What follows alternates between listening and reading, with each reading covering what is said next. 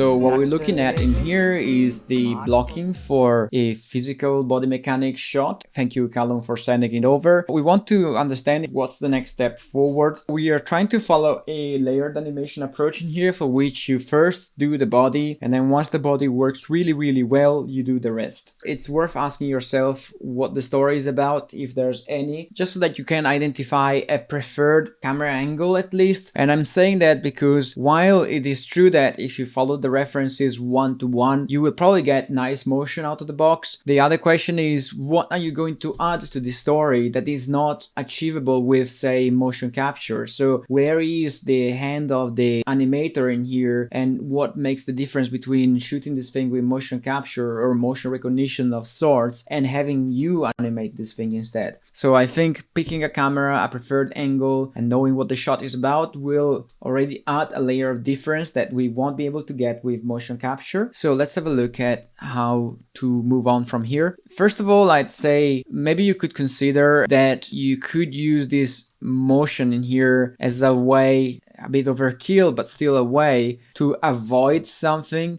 And I'm thinking that the character is moving to its right, so maybe there could be some sort of missile or projectile going down this way, and or a spear getting stuck into the ground, and then maybe there's another one coming this way. Maybe you could have a third one coming down this way or this way, so it becomes a dance made to avoid some projectiles of sorts. So I think that could be a way to look at this shot. This way you would have a clear indication of the camera. So I really suggest you do this planning and you figure out the story, because you might end up with a very nice body mechanics shot, but if you have a story, it will be something that we'll also remember, and it will make the difference between looking at any other body mechanics shot and looking at yours. So that would be my priority if I were in your shoes. So you have quite a bunch of good references in there, and I think it would be a good idea, if you plan to use some of those, to have them visible as well in your plate when you work and when you submit work for feedback. And that's because this way the thing will be more informed. The biggest problem I have when watching this scene is that I don't necessarily understand the body mechanics of the live action footage from, say, this angle. I mean, I have a vague idea how this could work, but I don't really know. I think if I had a camera that came from this direction, I would have a better understanding of a couple of things. I would like to have a look at the way the character moves from its left to its right. So in here, if I check, what I see in the reference is that the weight seems to be solidly on the right leg, and if the weight were solidly on the right leg, I'm not sure that the chest would be oriented this way with the weight in here, but without seeing the reference, I wouldn't quite know. And if I track the 3D model, it seems to me that the hips are flat on the floor in here, while you are already rotating the chest from the front view. So I am not sure exactly in here what's going on. I mean, is it that you're not animating the pelvis yet and you decide to animate the chest, however, or is it that you didn't consider yet what's the change of pelvis in there? Because there will be a change. If I look at the position at 55, it seems like the motion is entirely forward at 55 from the front view. There is no side-to-side movement, and I find it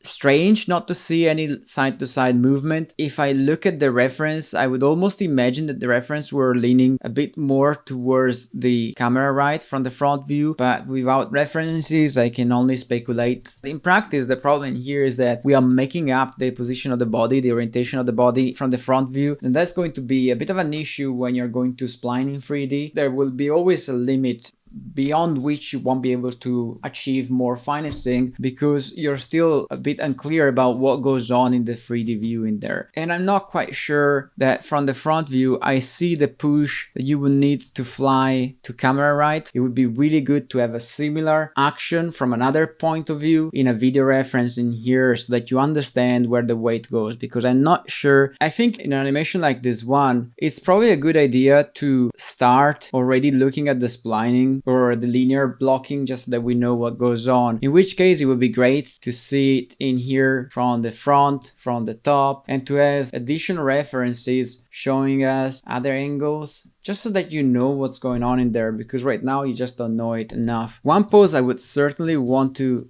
have in here is this pose, this down, which acts like some sort of anticipation to the jump. This is one of the last moments that you're on the floor, because the leg here is going to create such amount of momentum as it swings forward that this will be probably the last moment the body will be going down. You see, it's still going down, and then after that you see that the body starts swinging to the back and then it pushes up. So I would add a pose at 70 and 67. So 167 and 170, yes. That would make sure that the body stayed anchored. And then in here, if you want to have a better understanding of which poses you've added, you could possibly add a small box for this camera in step, so that we know where the poses were made. It's just because right now it's very difficult to evaluate the animation without seeing both views, both types of animation. In terms of posing, you really need to understand what's the line of action from the front view, because this works more or less okay, but then I am looking at it and I'm thinking I would expect the line of action to be a bit more curvier this way, and I think this might translate into a line of action like this from the front, but I'm not entirely sure. If I check the swinging of the arm in there, it seems to indicate that from the front view we are probably looking at something like this, whereas the left arm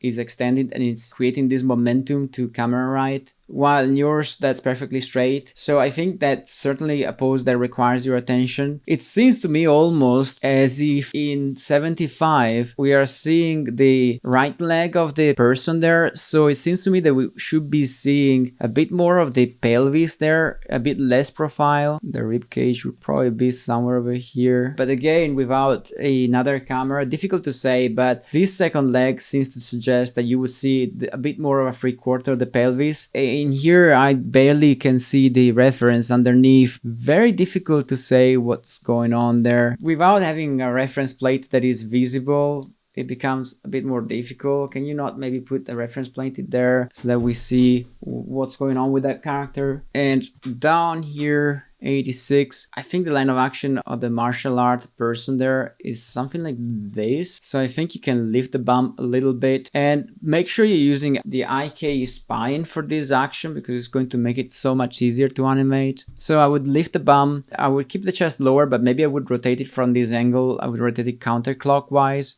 I'm not quite sure why you're picking pose 91 when you have a clear down at 94. So I would have gone for 94 there as a pose, because that's the lowest you get. If you track this line, you see you don't go any lower than that, and then you come back up again. I would have done pose 94 first, and then maybe you could have gone there and go in the middle and add a breakdown. In terms of linear splining, you would definitely need 67 and 70, as I said, and then at 74, I think you have a pose that you've made already.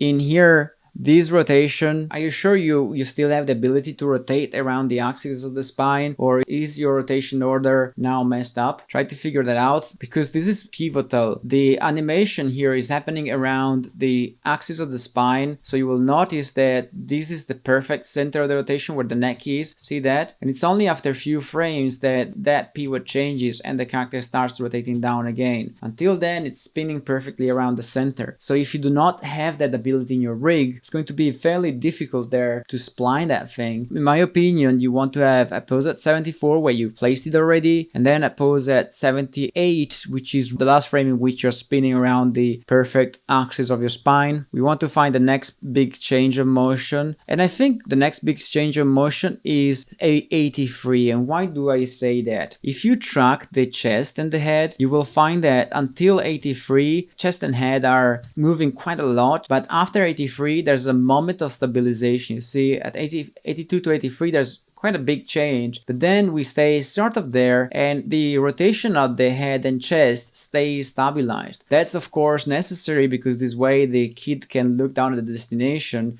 and make sure he lands properly. But irrelevant to the function of this stop, you want to identify that as a key pose, because that's where the nature of your motion changes. So I would set a pose at 83 as well. And then there is another moment of change of motion, in my opinion, at 87. If you think of it, between 83 and 87, the main motion of chest and head of the kid is vertically down. And after that, you see that the kid changes motion again, and now it's contracting to camera left. So I think that's why I would set a pose at 87 there. And I would try to find the lowest the head is at, which seems to be frame 90. And then I would try to find, you see there's another movement on the way up. I would probably find the extreme of the body on the way up. So the body in here is going down with the bum, and consequently is rolling counterclockwise vertically. So I would maybe decide a bit arbitrarily perhaps that at 94 we have the maximum roll upward with the chest counterclockwise. So I would have a pose at 90, one at 94, and then I would end up with a pose at 103. That should give you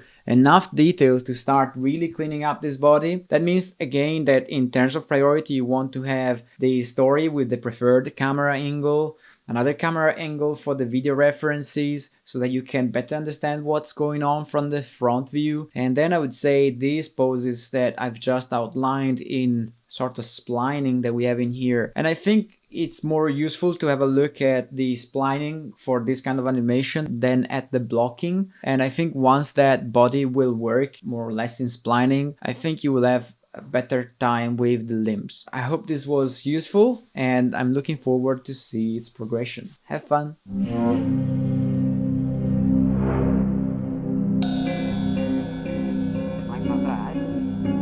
Very good go. Blood circulation, heart problem, hormone problem.